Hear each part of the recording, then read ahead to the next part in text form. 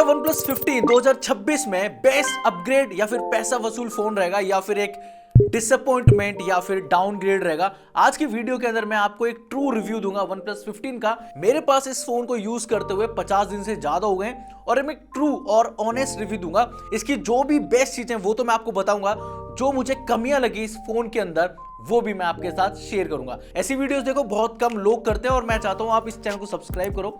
हम अभी 3 लाख पर है, मैं चाहता हूं ज्यादा नंबर बढ़े ताकि ऐसे अनबाइज्ड रिव्यूज मैं आप तक लेके आता रहूं। तो इस वीडियो को लाइक करके शेयर जरूर कर देना और हाँ, अपना ओपिनियन बताना कमेंट बॉक्स में। सबसे पहले मैं बात करूंगा इसकी डिजाइन लैंग्वेज से, जो बिल्ड क्वालिटी है, इन हैंड फील है, उसकी बात करते हैं। देखो OnePlus के जो फ्लैगशिप फोन होते थे ना, उनका एक डिजाइन पैटर्न रहता था। हमने 13, 12 और 11 में देखा था, एक वो राउंड सर्कल आता था जिससे पता लगता था कि हाँ, ये नंबर सीरीज आ रही है OnePlus की फ्लैगशिप सीरीज। लेकिन वो चीज यहां पर थोड़ी सी छूट गई है। और अगर आपने लास्ट ईयर वाला 13S देखा होगा तो बस उसका बड़ा भाई मान सकते हो। मैं ये नहीं कह रहा डिजाइन बुरी है, लेकिन हाँ, एक डीएनए या फिर अपनी एक इमेज थी ना, वो थोड़ी सी छूट चुकी है। बाकी अगर ये लोगो हटा दूं ना तो शायद बहुत से लोग पता भी नहीं कर पाए ये OnePlus का फोन है। ऐसा हो गया आजकल। तो यहां पर बस एक कैमरा और ये फ्लैश डाल के इन्होंने थोड़ा सा डिजाइन चेंज कर दिया। बाकी मुझे डिजाइन काफी सही लगा, सिंपल सा है, क्लीन सा है और बहुत सारी चमक धमक नहीं है। बाकी एक दो चीजें ऐड ऑन कर रखी हैं और एक दो चीजें रिमूव कर रखी हैं। जैसे कि यहाँ पर अलर्ट स्लाइडर आता था, वो रिमूव हो चुका है और उसके साथ साथ यहाँ पर जो एक फ्लैशी बैक आता था ना, वो चेंज हो चुका है, मैट है और ये फाइबर ग्लास इन्होंने यूज कर रखा है। बाकी हाँ, जो मजबूती है, जो ड्यूरेबिलिटी है, वो बढ़ चुकी है फोन की। इन हैंड फील की बात करूं, फोन यस भाई OnePlus के बड़े ही होते हैं जो नंबर सीरीज के अंदर आते हैं, और ये भी काफी बड़ा। और देखो अगर आपके हाथ छोटे हैं ना तो और ज्यादा बड़ा लग सकता है। वैसे यूज करने में ऐसे कोई इशू नहीं है, बहुत ज्यादा भारी नहीं है, लेकिन हाँ, थोड़ा सा बड़ा जरूर लगेगा क्योंकि ये OnePlus 15 है, ये भी आप बोल सकते हो। बाकी यहां पर मैंने एक चीज और नोटिस करी, जो डिस्प्ले उसके अंदर भाई इन्होंने कोई भी कमी नहीं छोड़ी है।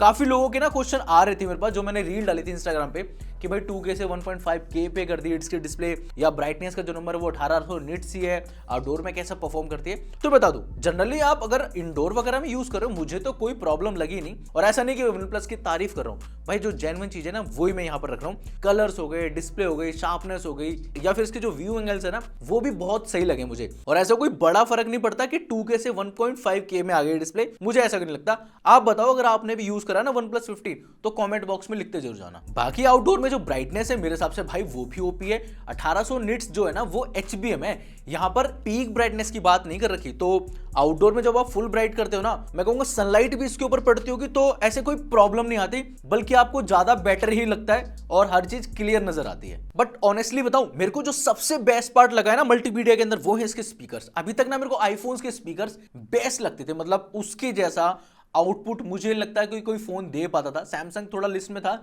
लेकिन हाँ, आईफोन रहता था। लेकिन भाई यहाँ पर जो ड्यूल स्टीरियो स्पीकर आ रहे हैं ना, कुछ अलग ही लेवल है। मतलब लाउडनेस तो भर भर के है, ऐसा लगता है कि 5 वॉट का स्पीकर यहाँ पर लगा दिया हो, ऐसा आउटपुट है। साथ में क्लैरिटी बहुत बढ़िया आती है और म्यूजिक सुन रहे हो आप, गेमिंग कर रहे हो या फिर मूवीज देख रहे हो, भाई आपको ना किसी एक्सटर्नल स्पीकर की जरूरत नहीं पड़ेगी।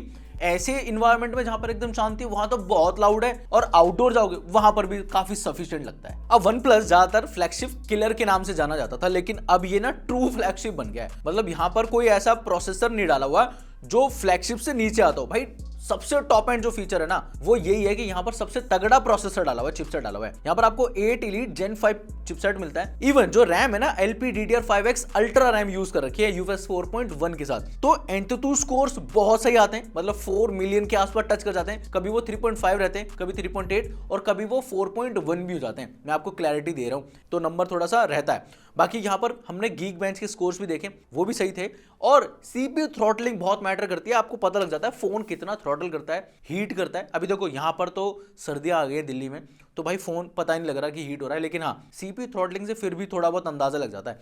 तो थ्रॉटल नहीं करता फोन। हाँ, हल्के फुल्के जो बार्स है वो ऊपर नीचे रहते हैं, लेकिन रेड साइन या ऑरेंज साइन आपको नहीं देखने को मिलेगा। इवन बैटरी की जो हीटिंग है ना, वो भी आपको एकदम मिनिमल से लगेगी, ओवर हीट नहीं करता। 38, 40, 41 तक जाता है, ऐसा नहीं कि 45, 48, 52 तक जाता हो, इतना नहीं करता। बाकी ये सारी चीज थी ऑन पेपर, लेकिन इन हैंड फील जब आप गेमिंग वगैरह कर रहे हो तो कैसा फील कराता है। तो देखो यहाँ पर मैं BGMI खेल चुका हूँ, भाई मेरे को 120 FPS कांस्टेंट मिलता है, थोड़ा बहुत नीचे होता रहता है, लेकिन हाँ इतना आउटपुट आपको देखने को मिलेगा। बाकी यहाँ पर हमने ब्लड स्ट्राइक गेम चलाकर देखी थी, क्योंकि वहां पर वो गेम 160 FPS सपोर्ट करती है, और यहाँ पर मुझे दिखाई भी दे रहा था कि कांस्टेंट लगभग 160, 162, 165 इतना FPS आपको देखने को मिलता है। और ऐसा नहीं है कि भाई फोन हीट कर रहा हो या फिर भाई एकदम रुक जा रहा हो, कोई प्रॉब्लम आ रही हो, ऐसा इशू नहीं देखने को मिलता। तो परफॉर्मेंस के मामले में आप बोल सकते हो भाई 10 on 10 नंबर दे सकता हूं मैं, मेरे को ऐसा कोई भी इशू नहीं लगा। बाकी यहाँ पर जो USB पोर्ट है ये 3.2 मिल जाता है, तो आपकी जो भी आप कुछ भी पेन ड्राइव वगैरह लगाते हो या फिर USB पोर्ट लगाते हो तो आराम से आप कॉपी पेस्ट कर सकते हो, स्पीड सही मिलेगी आपको। बैटरी की बात कर लेते हैं। अब यहाँ पर ना 7300 mAh की बैटरी मिलती है। अब ये नहीं है कि सिर्फ एक नंबर दे दिया बड़ा सा कि भाई बड़ी सी बैटरी है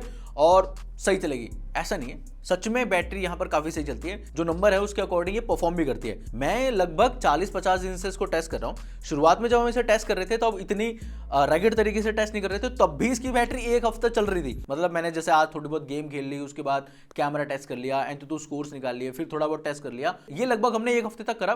तो वहां पर इसकी बैटरी एक हफ्ते तक भाई खत्म ही नहीं हुई, क्योंकि हम उतना यूज नहीं कर रहे थे। लेकिन उसके बाद हमने जब बढ़िया तरीके से इसको टेस्ट करा ना, तब भी इसकी जो बैटरी है वो 13 से 14 आवर्स का स्क्रीन ऑन टाइम दे रही है। मैं ट्विटर पे देख रहा था काफी लोगों को प्रॉब्लम भी आ रही है कि बैटरी ड्रेन जल्दी हो रही है, तो वो लोग कमेंट बॉक्स में लिखते जरूर जाना। मैं कोई भी ऐसा नहीं कह रहा कि बहुत ही अच्छी बैटरी है, कुछ फोन्स में कुछ लोगों के साथ इशू आ सकते हैं, वो अपना एक्सपीरियंस कमेंट बॉक्स में लिख सकते हैं। इसके बाद यहाँ पर जो फास्ट चार्जिंग है वो भी काफी सही दे रखी है, 120 वॉट की और 50 वॉट की वायरलेस चार्जिंग है। अब जिसकी वजह से होता क्या है, इतनी बड़ी बैटरी है ना, अगर आपने वही दे दी ना 65 वॉट या फिर 80 वॉट तो भाई बहुत टाइम लगता है। लेकिन हाँ, इस चार्जर के साथ मैं बोल सकता हूँ 50 मिनट के आसपास लगते हैं 0 to 100 होने में। उस टाइम थोड़ा बहुत फोन जरूर गर्म होता है, क्योंकि बहुत ज्यादा फास्ट चार्जिंग से आप फोन कर रहे हो और अपने फोन में फास्ट चार्जिंग इनेबल कर रहे हैं ना, तभी वो काम करता है। बाकी फोन के अंदर भाई हैप्टिक्स आपको काफी सही मिल जाते हैं, क्योंकि OnePlus का फोन है और यहाँ पर जो मोटर यूज होती है वो अलग ही होती है, जिसकी वजह से आप जब भी मतलब लॉक अनलॉक करोगे, ब्राइटनेस को ऊपर नीचे करोगे या फिर कोई भी चीज को स्क्रॉल करोगे तो वहां पर हल्के फुल्के हैप्टिक्स नजर आते हैं, फील होते हैं। तो ये बहुत ही अच्छी बात है। साथ में यहाँ पर आपको एक प्लस की मिलती है जो कि अलर्ट स्लाइडर की जगह है,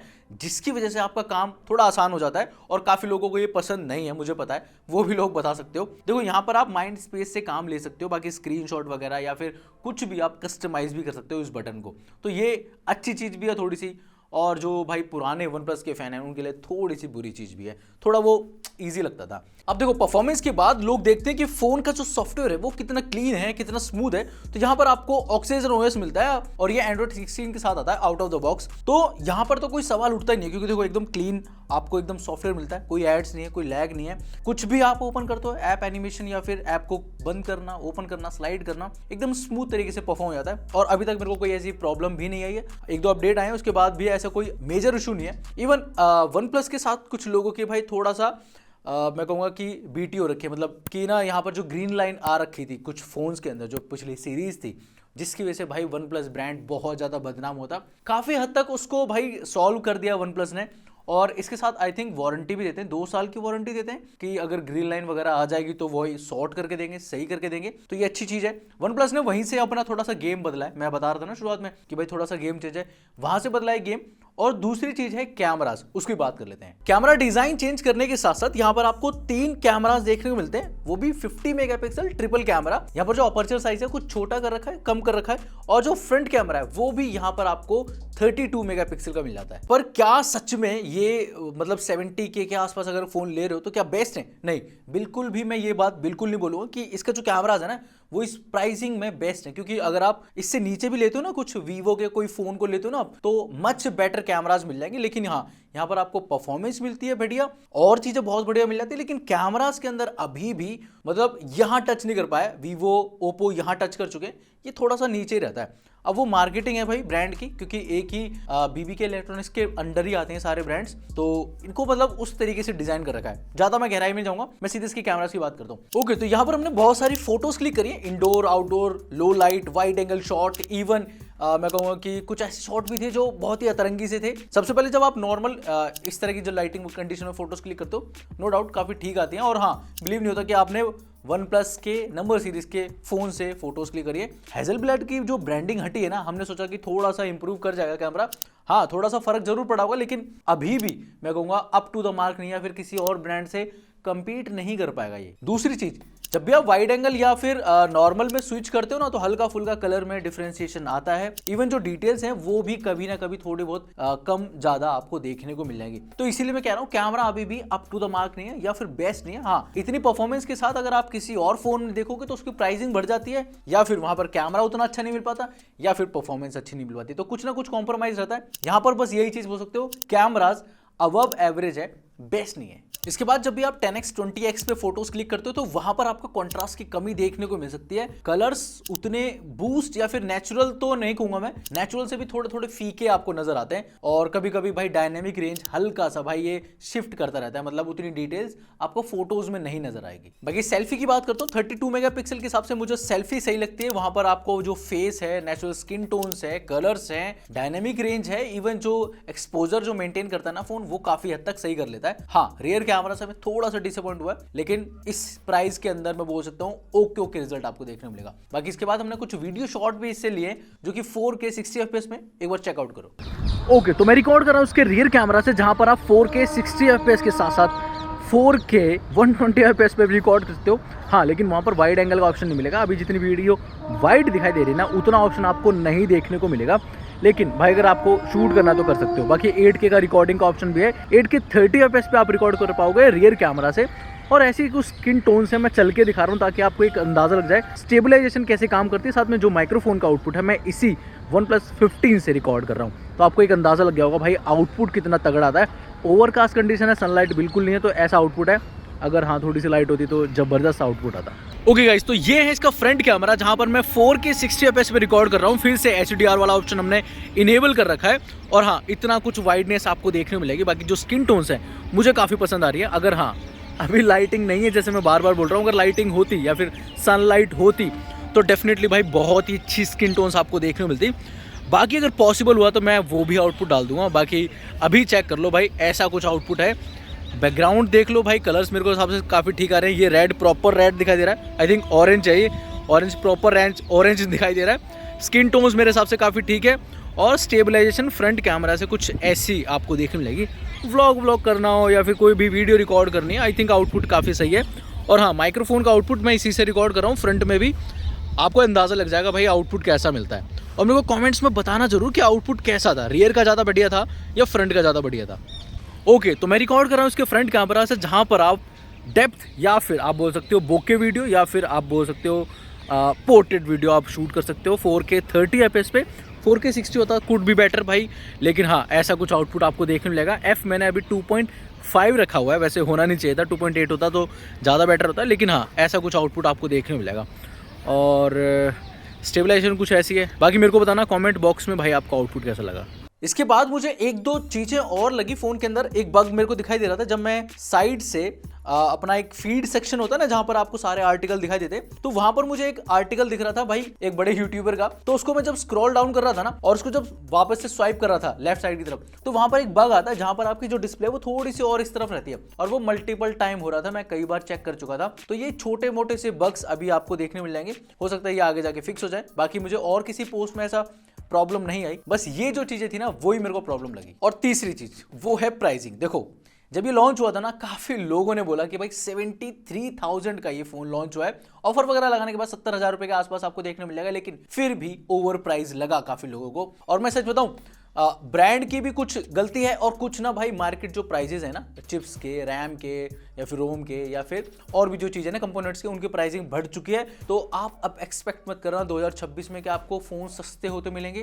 काफ़ी क्रिएटर आपको पुराने फ़ोन रिकमेंड करेंगे, जैसे कि S26 अल्ट्रा लॉन्च होने वाला है तो काफ़ी लोग बोलेंगे S25 अल्ट्रा ले लो, ज़्यादा बेटर डील है। ये जो लॉन्च हुआ है फ़ोन, काफ़ी लोग ये भी बोलेंगे कि 13 लेना ना, ज़्यादा बेटर डील है। iQOO 15 भी महंगा लॉन्च हुआ है, उसके लिए भी बोलेंगे लोग iQOO 30 ले लेना, वो ज़्यादा बेटर डील है। X300 में ये लोग थोड़ा कम बोल पाएंगे क्योंकि X300 में थोड़ा सा ज़्यादा आपको आउटपुट बढ़िया मिलेगा और चीज़ें इंप्रूव भी हैं, हालांकि उसका भी प्राइस ज़्यादा है। लेकिन फिर भी मैं बोलूँगा कि भाई हाँ, प्राइसिंग थोड़ी सी और एग्रेसिव रख सकते थे।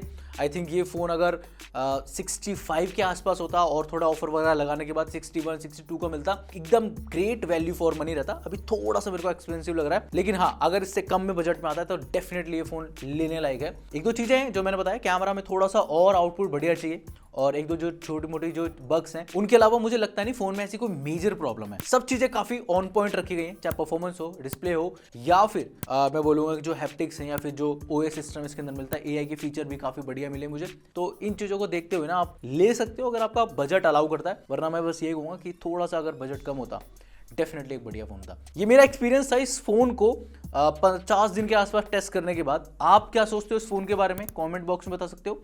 कोई चीज बढ़िया लगी हो तो वो भी लिख सकते हो, और आपका एक्सपीरियंस क्या अगर आप भी फोन यूज करते हो वो भी बता सकते हो। ये वीडियो मैं यहीं पे खत्म कर रहा हूँ, मैं मिलता हूँ नेक्स्ट वीडियो के अंदर।